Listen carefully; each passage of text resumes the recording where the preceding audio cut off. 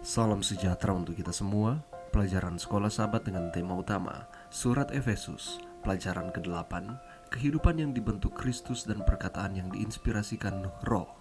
Sahabat petang, ayat hafalan yaitu bahwa kamu berhubung dengan kehidupan kamu yang dahulu harus menanggalkan manusia lama yang menemui kebinasaannya oleh nafsunya yang menyesatkan, supaya kamu dibaharui di dalam roh dan pikiranmu, dan mengenakan manusia baru yang telah diciptakan menurut kehendak Allah di dalam kebenaran dan kekudusan yang sesungguhnya. Efesus 4 ayat 22-24. Jose Antonio tinggal di jalanan Palma, Spanyol sebagai seorang pria tunawisma selama bertahun-tahun. Dengan rambut dan janggut abu-abu dan acak-acakan, Jose tampak lebih tua dari usianya yang ke-57 tahun. Suatu hari, Salva Garcia, pemilik salon rambut, mendekati Jose dan mengusulkan perubahan total.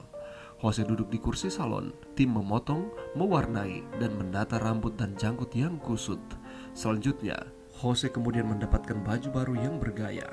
Kemudian saatnya untuk memperlihatkan hasil. Saat Jose duduk di depan cermin, air matanya mengalir. Apakah ini saya? Saya sangat berbeda. Tidak ada yang akan mengenali saya. Kemudian dia menambahkan, itu bukan hanya perubahan penampilan, itu mengubah hidup saya. Dalam Efesus 4 ayat 17-32, Paulus memperlihatkan bahwa orang percaya mengalami transformasi total. Mereka telah melepas diri mereka yang lama dan telah menerima identitas mereka yang baru. Meskipun agak mirip dengan perubahan Jose, ini bukan hanya transformasi eksternal. Ini termasuk diperbarui di dalam roh dan pikiranmu, membawa ke dalam kehidupan, kebenaran dan kekudusan yang sesungguhnya. Ini adalah perubahan yang paling akhir. Adapun ringkasan dan tema pelajaran sepanjang minggu ini, setelah menjelaskan kepada jemaat Efesus bagaimana keberadaan komunitas Kristen yang dewasa dan hidup dalam Roh Kudus dan Kristus, Paulus mencontohkan keberadaan ini dalam istilah-istilah praktis. Dia menggunakan kiasan pakaian manusia secara umum, mengenakan pakaian dan menggantinya untuk menggambarkan perubahan identitas pribadi yang terjadi ketika Kristus mengubah hidup melalui hadirnya Roh Kudus. Bergabung dengan kekristenan adalah seperti meninggalkan satu set pakaian yang merupakan identitas lama Anda dan mengenakan satu set pakaian baru yang memberi kesan kepada orang lain bahwa dia adalah manusia baru. Tetapi menjadi orang Kristen tidak sama dengan melepas pakaian lama untuk sementara, hanya untuk malam hari, hanya untuk dipakai kembali di pagi hari. Sebaliknya, ketika Paulus mengacu pada melepaskan pakaian, yang dia maksudkan adalah melepasnya dan membuangnya untuk selamanya. Jadi, kita meninggalkan, menjauhkan, atau membuang sebagai suatu kerugian hal-hal yang sia-sia dari dunia bukan Yahudi yang mencakup pandangan dunia yang penuh dosa dan gaya hidup kerajaan dunia ini. Sebagai gantinya, kita menerima identitas baru, kewarganegaraan baru, dan identitas baru yang merupakan paspor ke kerajaan Allah. Namun identitas baru lebih dari sekedar sebuah sertifikat kertas. Sebaliknya, identitas baru menandakan transformasi sejati dari pandangan hidup, gaya hidup, karakter. Kehidupan baru ini bukanlah proyek regeneratif yang didasarkan pada beberapa filosofi atau ideologi manusia.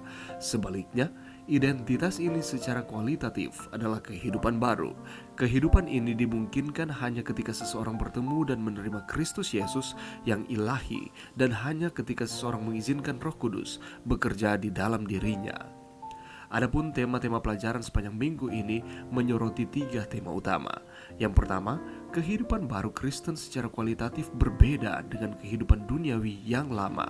Yang kedua, perubahan hidup dan identitas hanya mungkin terjadi di dalam Kristus dan di dalam Roh Kudus. Dan yang ketiga, kehadiran Roh Kudus dalam hidup kita mengarah pada perubahan pandangan, identitas, gaya hidup, percakapan, sikap, dan hubungan kita. Saudaraku, pada minggu ini kita akan kembali dikuatkan dengan pelajaran Sekolah Sahabat pelajaran yang ke-8 ini. Kita akan mempelajari bersama bahwa kondisi dosa semakin memburuk. Kalau kita membaca di dalam Efesus 4 ayat 17-32 dengan Kolose 3 ayat 1-17, bagaimanakah Rasul Paulus menganjurkan agar orang percaya hidup dengan cara mendorong persatuan gereja? Apakah yang harus kita lakukan sebagai umat-umat Tuhan sehingga kita tidak akan terpikat dengan daya tarik dosa? Selanjutnya kita akan pelajari bahwa ada perubahan pakaian yang dramatis yang harus dikenakan oleh umat-umat Tuhan. Apakah yang dimaksudkan dengan perubahan pakaian yang dramatis ini? Dan bagaimana caranya supaya kita dapat mengganti pakaian kita ini? Apakah yang dimaksudkan dengan Rasul Paulus dengan pakaian di sini? Dan Rasul Paulus kembali dan terus menekankan kepada jemaat yang ada di Efesus supaya membangun persatuan. Mengapa hal ini terus diulang-ulangi oleh Rasul Paulus di dalam suratnya ini? Dan selanjutnya adalah apakah peran Roh Kudus di dalam kehidupan umat-umat Tuhan yang mengaku sebagai pengikut Kristus, dan bagaimana seharusnya respons kita sebagai umat-umat Allah dalam menerima Roh Kudus di dalam kehidupan kita. Selanjutnya adalah dalam terang kedatangan Kristus kembali, sikap dan perilaku apakah yang berhubungan dengan perkataan yang harus kita buang, dan sikap dan perilaku apakah yang harus kita praktekkan di dalam kehidupan kita. Dan apa yang harus kita lakukan sebagai umat-umat Allah yang sedang menunggu akan kedatangan Tuhan yang kedua kali di dalam hubungan kita satu dengan yang lain.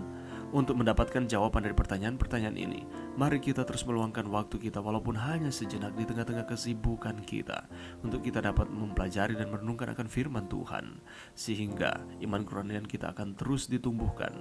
Kita akan terus setia kepada Tuhan. Mari berdoa. Terima kasih Tuhan atas firman-Mu pada saat ini, dan bantu kami Tuhan untuk dengan tekun mempelajari pelajaran sekolah sahabat, pelajaran yang ke-8 ini setiap hari, sehingga kami akan terus dikuatkan, kami akan terus setia kepada Tuhan. Ini doa kami di dalam nama Yesus. Amin.